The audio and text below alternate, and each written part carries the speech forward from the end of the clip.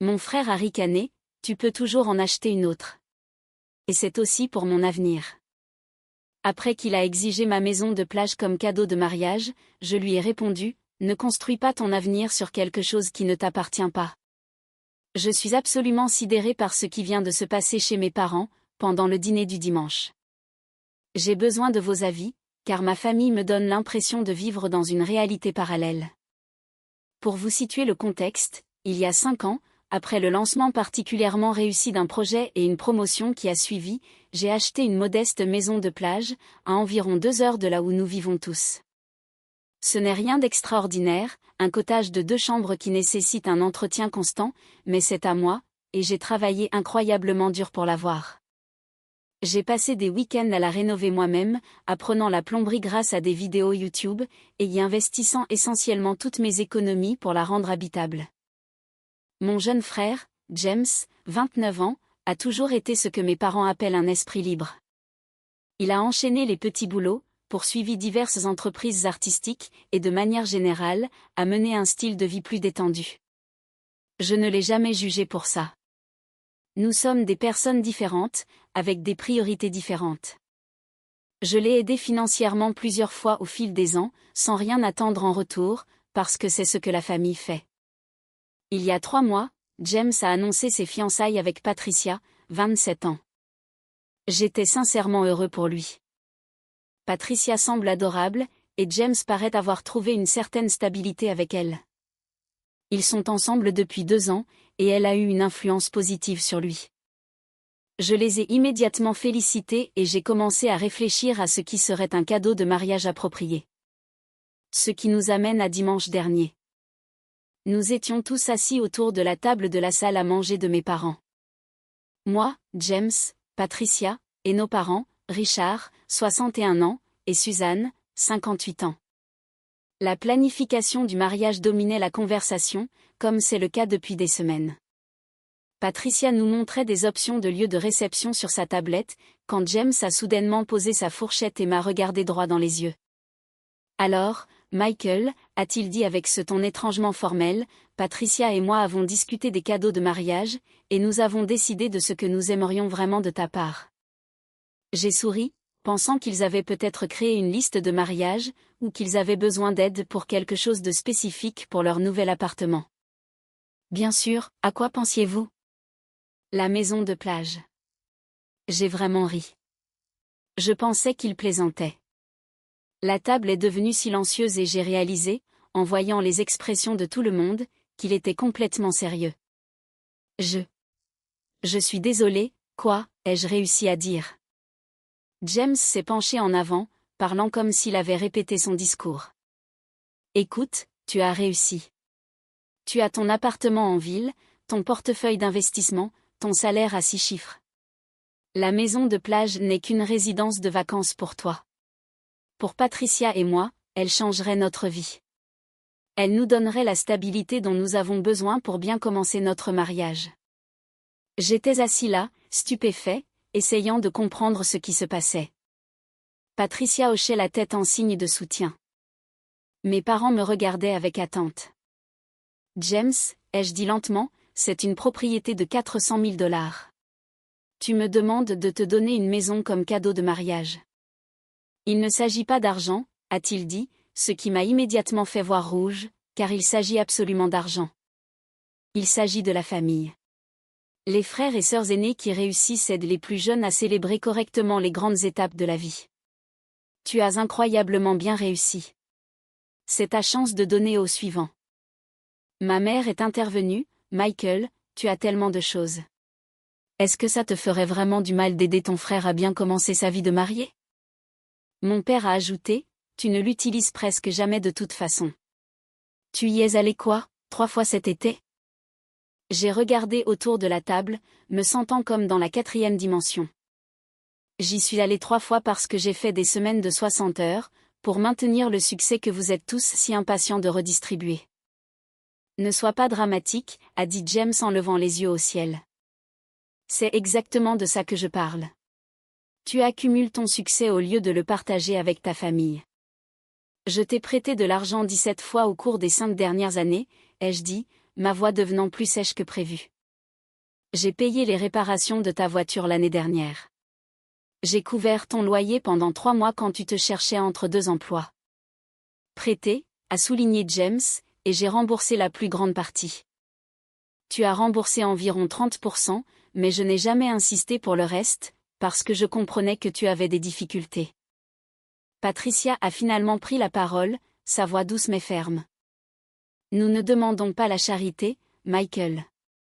Nous demandons un cadeau de mariage qui signifierait quelque chose qui montre que tu soutiens notre union. Je soutiens votre union, ai-je dit.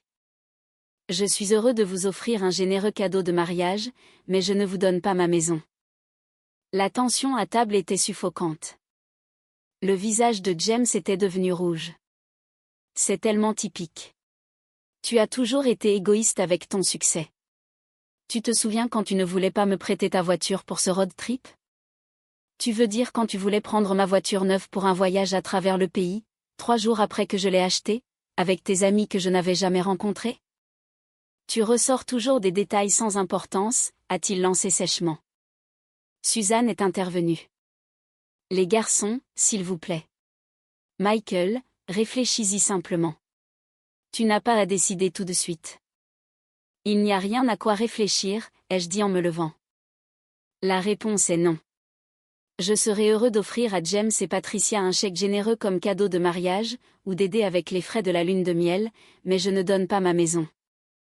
James s'est levé aussi, sa chaise raclant le sol. Tu sais quoi? Garde ta maison. Garde tout.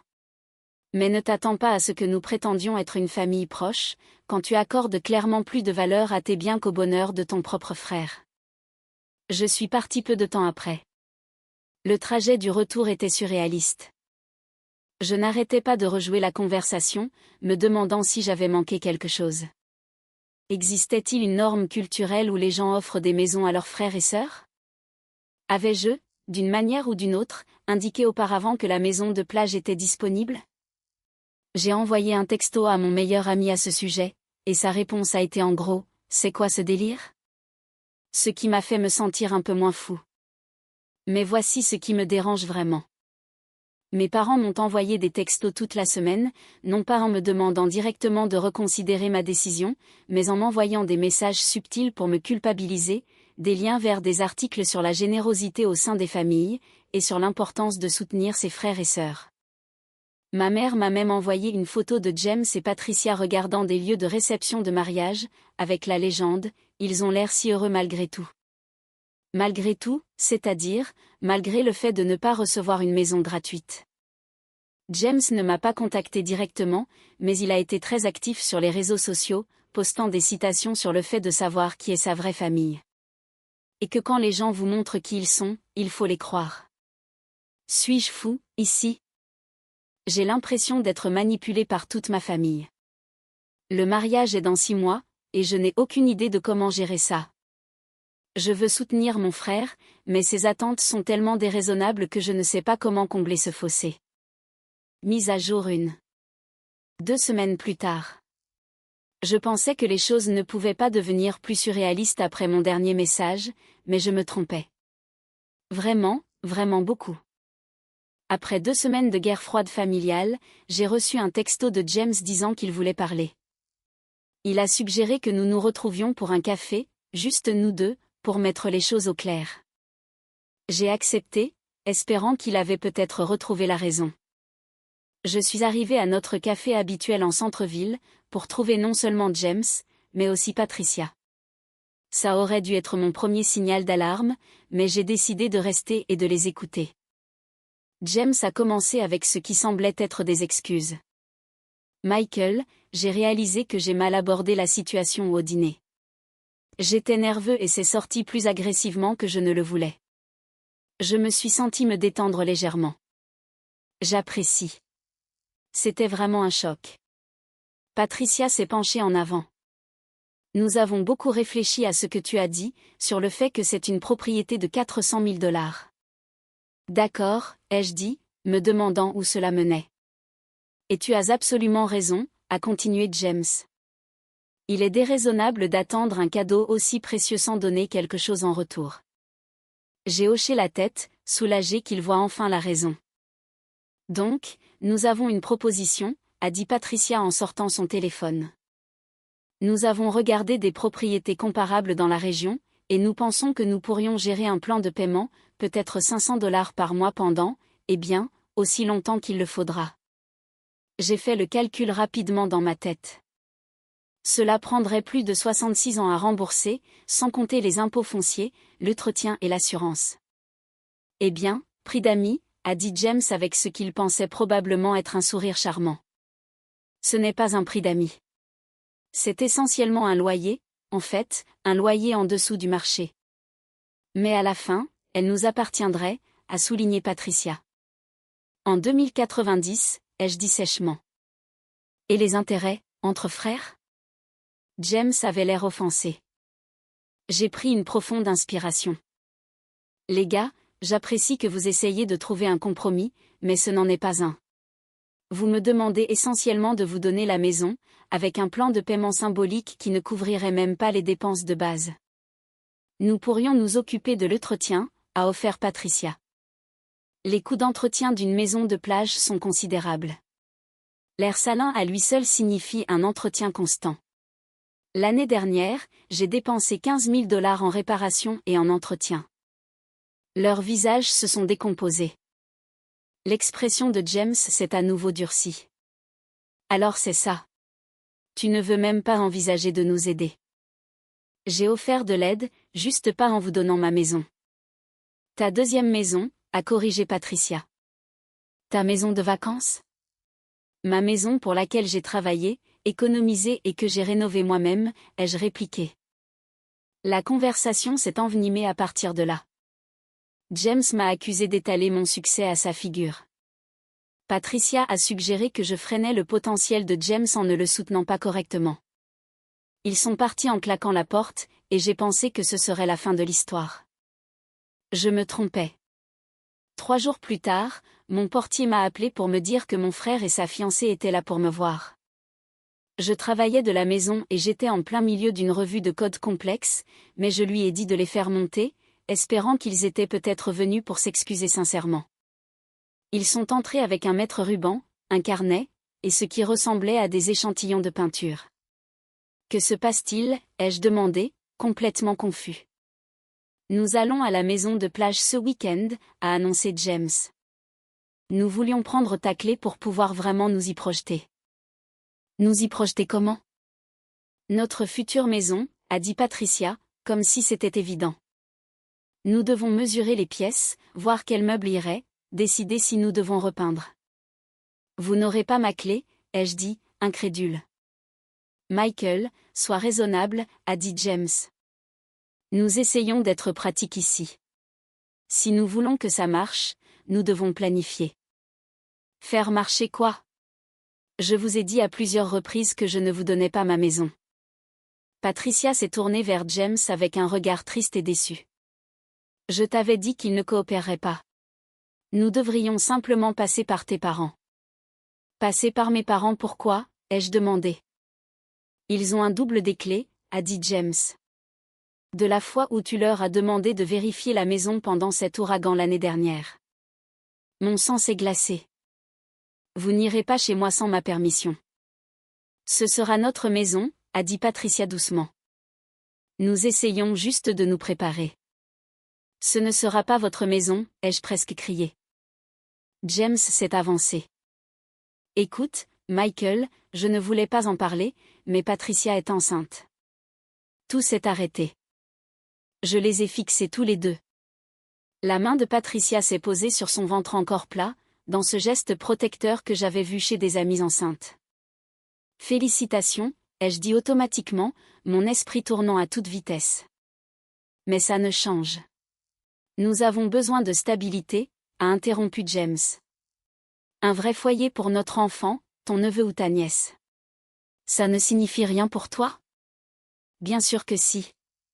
Mais avoir un enfant ne te donne pas droit à ma propriété. Mon Dieu, tu es sans cœur, a dit Patricia, les larmes lui montant aux yeux. Nous essayons de construire une famille et tu es assis sur une propriété vide que tu utilises à peine. Je suis sans cœur?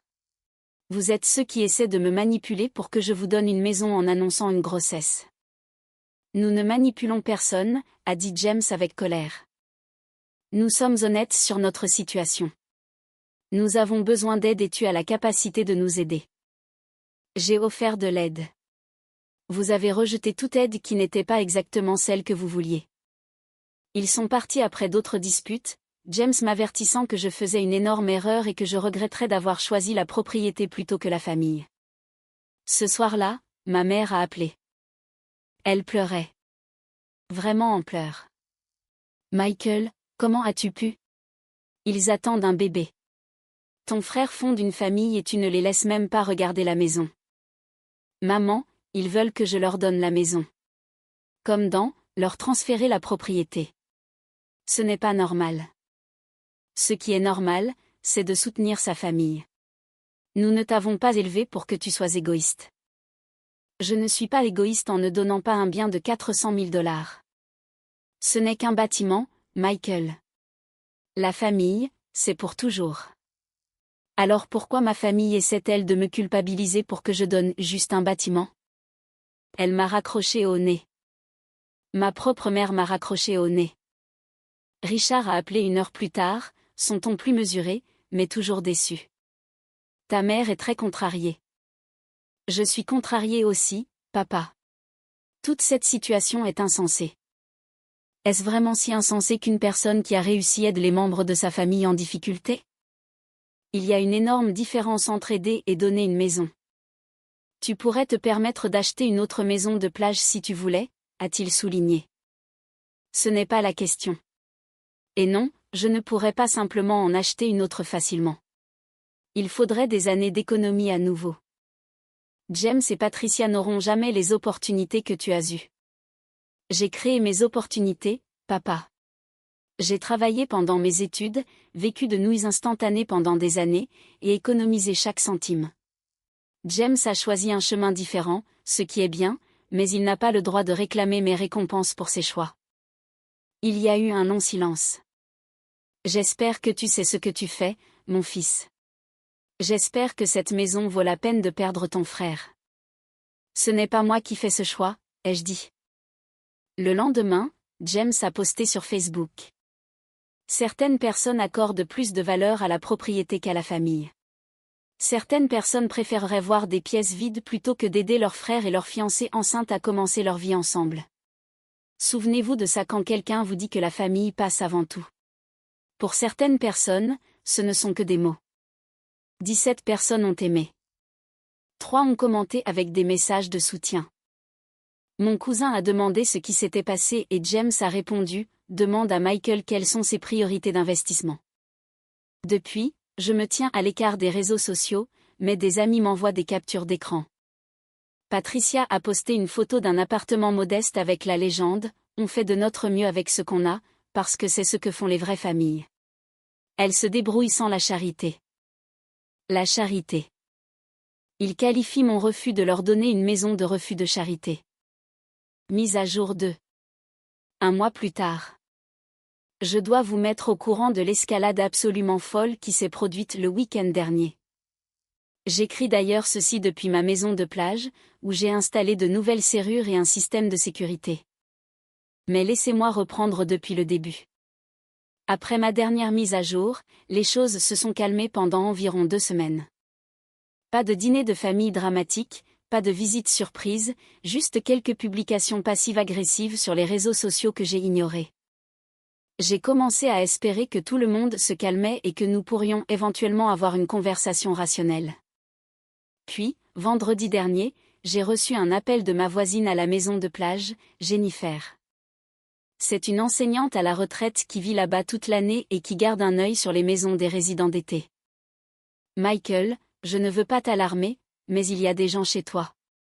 Ils disent qu'ils sont de ta famille. Mon estomac s'est noué. Sont-ils à l'intérieur? Non, mais ils essaient des clés sur la porte. Dois-je appeler la police? Je lui ai dit de ne pas appeler pour l'instant, que je m'en occuperai. J'ai immédiatement appelé mes parents. Ma mère a répondu et j'ai entendu qu'elle était en voiture. Oh, Michael. Timing parfait. Nous sommes justement en route pour la maison de plage maintenant. Vous êtes quoi? Maman, James et Patricia essaient de s'introduire chez moi. Ne sois pas dramatique. Nous leur avons donné le double des clés pour qu'ils puissent voir l'endroit correctement. Tu es si têtu à propos de toute cette situation. Vous leur avez donné ma clé sans ma permission? C'est juste pour regarder, Michael. Quel mal cela pourrait-il faire? J'ai raccroché et j'ai immédiatement appelé un serrurier, demandant un service d'urgence. Puis je suis monté dans ma voiture et j'ai conduit les 2 heures jusqu'à la maison de plage, enfreignant probablement plusieurs règles de circulation au passage. Quand je suis arrivé, j'ai trouvé une scène qui me fait encore bouillir de rage. James et Patricia étaient sur ma terrasse avec mes parents, ayant apparemment renoncé à essayer d'entrer. Ils avaient apporté des catalogues de meubles, un ordinateur portable, et Patricia prenait des photos de l'extérieur. Mais ce n'était pas le pire. Il y avait un autre couple avec eux, que je ne reconnaissais pas. Michael, a crié Patricia joyeusement, comme si tout était normal. Parfait. Tu peux nous faire entrer pour la visite. La visite, ai-je demandé. La femme inconnue s'est avancée avec un grand sourire. Bonjour, je suis Rebecca et voici mon mari, David. Patricia et James nous ont invités à voir la propriété de location pour lune de miel. Nous sommes très intéressés pour la réserver pour notre anniversaire. Je les ai tous regardés, sans voix. James a eu l'audace d'avoir l'air penaud. Vous essayez déjà de louer ma maison, ai-je finalement réussi à dire. Eh bien, ça aiderait avec les coûts, a dit Patricia sur la défensive. Les maisons de plage peuvent générer des revenus locatifs importants. Ma maison de plage, qui n'est pas à louer et que vous n'avez pas le droit de louer. Rebecca et David avaient l'air confus. Je suis désolée. Y a-t-il une confusion? Patricia a dit que vous leur offriez la propriété comme cadeau de mariage. Il y a bien une confusion, mais pas de mon côté. C'est ma maison. Je la possède. Elle n'est offerte à personne. Le couple a échangé des regards mal à l'aise. David a sorti son téléphone. Nous avons en fait déjà versé un acompte. Je me suis tourné vers James. Tu as accepté un acompte pour des locations sur ma maison? On le rendra, a-t-il dit rapidement. On leur montrait juste le potentiel. Le potentiel de fraude, ai-je rétorqué. Rebecca et David sont partis rapidement après ça, murmurant qu'ils devaient revoir leurs options. J'ai entendu David chuchoter, c'est louche, alors qu'ils se dirigeaient vers leur voiture. Une fois qu'ils sont partis, j'ai fait face à ma famille. Tout le monde doit partir. Non, Michael, ne sois pas comme ça, a plaidé Suzanne. Nous essayons juste de les aider à planifier. Planifier quoi? Leur vie dans une maison que je ne leur donne pas? Richard a essayé l'approche du père sévère. Fils, tu te mets dans l'embarras, toi et cette famille. C'est moi qui me mets dans l'embarras? James essaie littéralement de louer une propriété qui ne lui appartient pas. Parce que tu nous obliges à être créatifs, a explosé James. Si seulement tu faisais ce qu'il faut faire. Ce qu'il faut faire, ce n'est pas voler la maison de quelqu'un. Patricia s'est mise à pleurer. Nous ne volons pas. Nous demandons de l'aide pour commencer notre famille. Pourquoi nous détestes-tu autant? Je ne vous déteste pas, mais je ne vous donne pas ma maison. Combien de fois devrais-je le dire pour que tu réalises à quel point tu es égoïste, a dit James. J'ai sorti mon téléphone et j'ai appelé le serrurier pour confirmer qu'il était en route. Je change les serrures. Si l'un de vous revient ici sans ma permission explicite, j'appellerai la police. Tu appellerais la police sur ta propre famille, a halté Suzanne. Sur des gens qui essaient d'accéder illégalement à ma propriété? Oui. Le serrurier est arrivé 1 heure plus tard, pendant laquelle ma famille a continué à me réprimander. James m'a accusé d'être matérialiste. Patricia a dit que je faisais passer l'argent avant la famille. Mes parents ont dit que je leur brisais le cœur. Pendant que les serrures étaient changées, Patricia a fait une dernière tentative. Michael, je ne voulais pas dire ça, mais j'ai des complications avec la grossesse. Le stress de ne pas avoir de logement stable affecte ma santé. Je l'ai regardé fixement. Je suis désolée d'entendre ça. J'espère que tu verras un médecin, mais la manipulation émotionnelle ne me fera pas te donner ma maison. Ce n'est pas de la manipulation. C'est la vérité, a-t-elle pleuré. Même si c'est le cas, ça ne change rien. Vous avez un logement. Vous avez un appartement. Ne pas avoir de maison de plage n'est pas une urgence médicale. James s'est interposé entre nous. S'il arrive quelque chose à notre bébé à cause de ton égoïsme. Arrête, ai-je dit fermement. Arrête-toi tout de suite. Tu ne vas pas me blâmer pour tout ce qui arrive dans ta vie, juste parce que je ne veux pas te donner ma propriété. Vous êtes des adultes.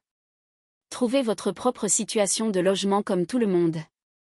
Le serrurier a terminé et je l'ai payé un supplément pour l'appel d'urgence. Alors que ma famille partait, James s'est retourné une dernière fois. Tu sais quoi? Garde ta précieuse maison. Mais quand notre enfant demandera pourquoi il ne voit jamais son oncle Michael, je lui dirai la vérité, que tu as choisi la propriété plutôt que les gens. Et quand il sera assez grand pour comprendre, il réalisera que ses parents ont essayé de voler une maison et ont appelé ça un cadeau, ai-je répondu. Ils sont partis et j'ai passé le week-end à la maison de plage. En partie pour m'assurer qu'ils n'essaieraient pas de revenir, et en partie parce que j'avais besoin d'espace pour digérer tout ça. J'ai installé un système de sécurité avec des caméras qui alertent mon téléphone si quelqu'un s'approche de la propriété. Jennifer, ma voisine, a été horrifiée quand je lui ai raconté toute l'histoire et a promis de m'appeler immédiatement si elle les revoyait. Mais voici le clou du spectacle. Quand je suis rentrée à la maison dimanche soir, j'ai découvert que James avait créé un GoFundMe. Aider James et Patricia à acheter la maison de leur rêve après une trahison familiale. La description me dépeignait comme un avare fortuné qui refusait d'aider sa belle-sœur enceinte et son frère en difficulté, malgré le fait d'avoir plusieurs propriétés et des millions d'actifs. Tout d'abord, je n'ai pas des millions d'actifs.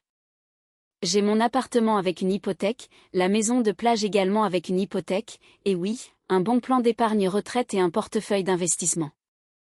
Je m'en sors bien, mais je ne nage pas dans l'argent comme l'oncle Picsou. Le GoFundMe avait récolté $500 auprès d'inconnus sympathiques et de parents éloignés qui ne connaissaient pas toute l'histoire. J'ai consulté un ami avocat qui m'a dit que je pourrais avoir des motifs de diffamation, mais que poursuivre en justice causerait probablement plus de drames familiaux que ça n'en valait la peine. Il m'a cependant aidé à rédiger une lettre de mise en demeure, concernant toute nouvelle tentative d'accéder à ma propriété ou de dénaturer sa propriété.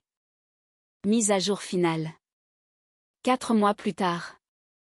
Je pensais sincèrement que je n'aurais plus jamais à mettre à jour cette histoire, mais ce qui s'est passé le mois dernier nécessite d'être documenté, ne serait-ce que pour ma propre santé mentale et pour des raisons légales. Pour le contexte, après l'incident du GoFundMe, tout est devenu complètement silencieux. James et Patricia m'ont bloqué sur tous les réseaux sociaux. Mes parents ne discutaient que de sujets neutres lors de nos interactions limitées. Je n'étais invitée à aucune réunion de famille, ce qui, honnêtement, était un soulagement. Je me suis concentrée sur le travail, j'ai passé les week-ends à la maison de plage, et j'ai commencé une thérapie pour faire face au deuil de mes relations familiales, à cause de cette situation insensée. Puis, il y a 5 semaines, j'ai reçu un email d'une société de titres de propriété. Félicitations pour votre transfert de propriété en attente. Veuillez examiner les documents ci-joints pour le transfert de l'acte de propriété de adresse de la maison de plage à James Morrison et Patricia Williams. Mon cœur s'est arrêté. J'ai immédiatement appelé la société. La représentante était joyeuse. Oh oui, monsieur Morrison. Votre frère James a soumis tous les documents pour le transfert familial. Nous avons juste besoin de votre signature et du paiement de la taxe de transfert. Je n'ai jamais autorisé aucun transfert, ai-je dit. C'est une fraude. Son ton a immédiatement changé. Monsieur, nous avons des documents ici montrant votre accord verbal pour transférer la propriété comme cadeau de mariage, attesté par Richard et Suzanne Morrison et elle a cité la date de ce fameux dîner de famille. Un accord verbal n'est pas juridiquement contraignant pour un transfert de propriété.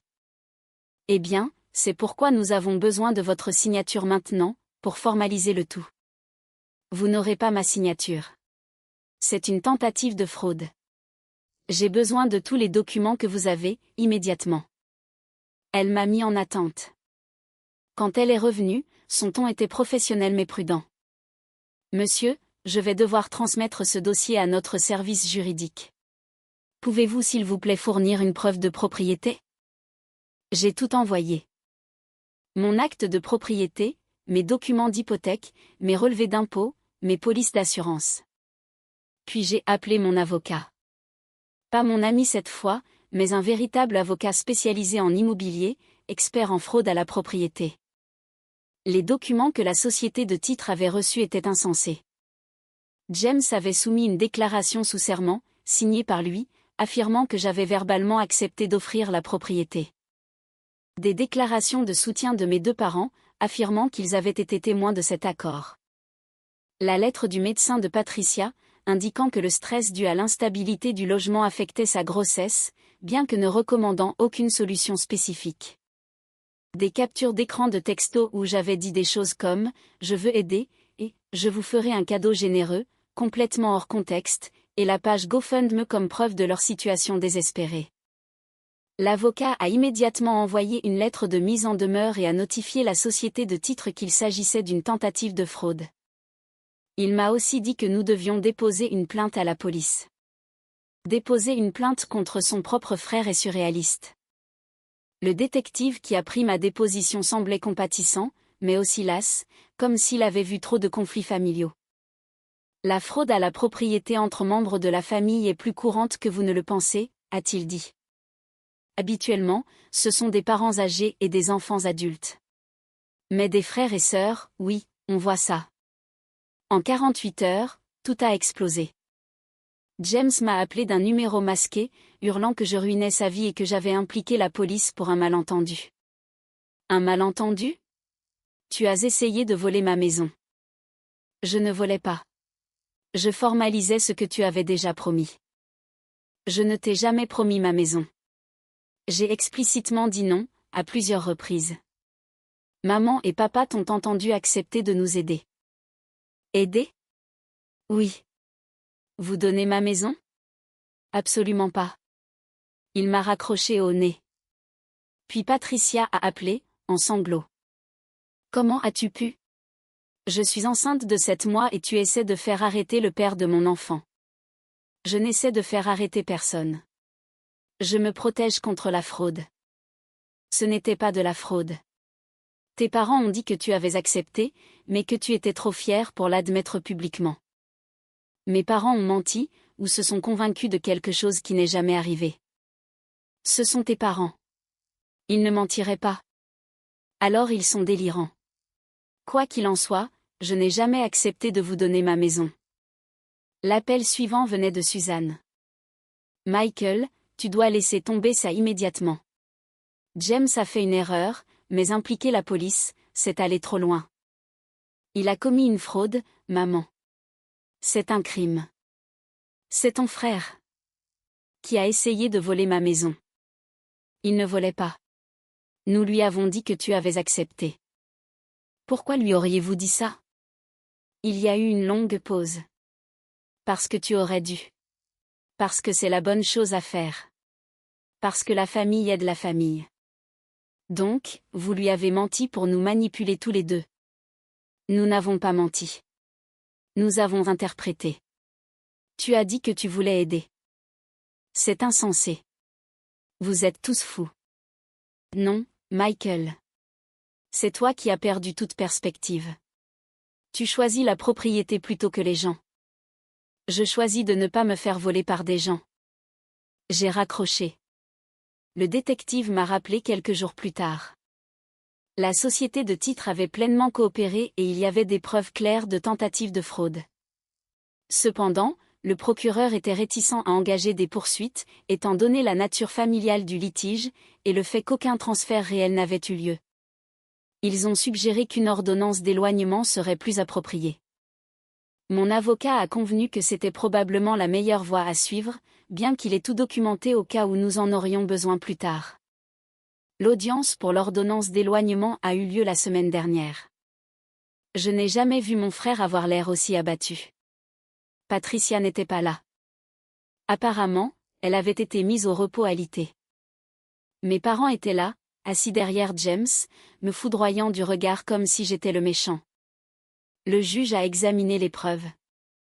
Il semblait particulièrement intéressé par les documents falsifiés et le fait que mes parents avaient signé de fausses déclarations sous serment. Monsieur Morrison, s'est-il adressé à James. Croyez-vous sincèrement que votre frère avait accepté de vous donner cette propriété? James a marmonné quelque chose sur la compréhension familiale et les accords informels. Le juge s'est tourné vers mes parents. Et vous deux, vous avez signé des déclarations disant que vous aviez été témoin de cet accord. Richard a pris la parole. Nous l'avons vu dire qu'il aiderait. Aider avec quoi? Spécifiquement? Avec leur situation. A-t-il spécifiquement dit qu'il leur donnerait la maison de plage? Silence. Je prendrai ça pour un non. Le juge avait l'air dégoûté. C'est un cas clair de tentative de fraude, et franchement, vous avez tous de la chance que Monsieur Morrison, en s'adressant à moi, ne poursuive pas au pénal. Il a accordé l'ordonnance d'éloignement. James ne peut pas s'approcher à moins de 150 mètres de moi ou de mes propriétés. Mes parents n'étaient pas inclus, mais le juge les a avertis que déposer de fausses déclarations sous serment est un crime, et qu'ils pourraient faire face à des accusations s'ils participaient à quelque chose de similaire à nouveau. Alors que nous quittions le tribunal, James est passé à côté de moi et a dit doucement, « J'espère que tu es content. Tu as détruit notre famille. » « Vous avez détruit notre famille quand vous avez essayé de me voler, ai-je répondu. Suzanne pleurait. « Nous ne te pardonnerons jamais pour ça, Michael. » Jamais. Richard a juste secoué la tête et l'a emmené. C'était il y a 3 semaines. Depuis, j'ai reçu quelques messages par des intermédiaires. Patricia a eu le bébé, une fille. Ils l'ont appelée Emma. Je l'ai découvert grâce à une publication Facebook d'une cousine. La même cousine m'a dit que James et Patricia vivent maintenant avec les parents de Patricia, dans un autre état. Mes parents ont vendu une partie de leurs investissements de retraite pour les aider avec le déménagement et les premières dépenses. Je vois une thérapeute régulièrement. Elle dit que je suis en deuil de la famille que je pensais avoir, par opposition à la famille que j'ai réellement. Elle dit aussi que je n'ai rien fait de mal, ce que je sais intellectuellement, mais que j'ai du mal à accepter émotionnellement. La maison de plage me semble différente maintenant, souillée en quelque sorte. J'ai pensé à la vendre, mais j'ai l'impression que ce serait les laisser gagner. Ma thérapeute dit qu'il n'y a ni gagnant ni perdant ici, juste survivre et avancer. Les amis qui connaissent toute l'histoire me soutiennent, mais sont choqués. Plusieurs m'ont dit des variations de « Je n'arrive pas à croire que ta famille ait fait ça ». D'autres ont partagé leurs propres histoires de membres de la famille qui se sentaient en droit de profiter de leur succès. Je vérifie encore les caméras de sécurité plus que je ne le devrais. Je m'attends encore à moitié à voir James et Patricia sur ma terrasse, mesurant les fenêtres et planifiant leur avenir dans mon espace. La voisine, Jennifer, m'a dit qu'elle était désolée pour tout et m'a assuré qu'elle gardait l'œil ouvert. Je ne sais pas si j'aurai à nouveau une relation avec ma famille. Une partie de moi espère qu'un jour, dans des années, nous pourrons reconstruire quelque chose. Mais une autre partie de moi sait qu'ils ont franchi une ligne qui ne peut être effacée. Ils n'ont pas seulement demandé quelque chose de déraisonnable. Ils ont essayé de le prendre par la tromperie quand j'ai dit non. L'avocat a gardé tous les documents, juste au cas où. Il a dit, parfois, ces choses refont surface des années plus tard, quand les familles pensent que suffisamment de temps a passé. Restez sur vos gardes, a-t-il conseillé. Les fraudeurs familiaux essaient souvent à nouveau. Voilà donc où en sont les choses. Je suis un homme de 33 ans qui a réussi, avec une maison de plage pour laquelle j'ai travaillé dur, mais sans famille avec qui partager mon succès. James et Patricia ont leur bébé, mais pas de maison de plage et une ordonnance d'éloignement. Mes parents ont perdu leurs 2 fils, de différentes manières. Je sais que j'ai fait ce qu'il fallait. Je sais que j'avais tout à fait le droit de dire non, et de me protéger quand ils ont essayé de me voler.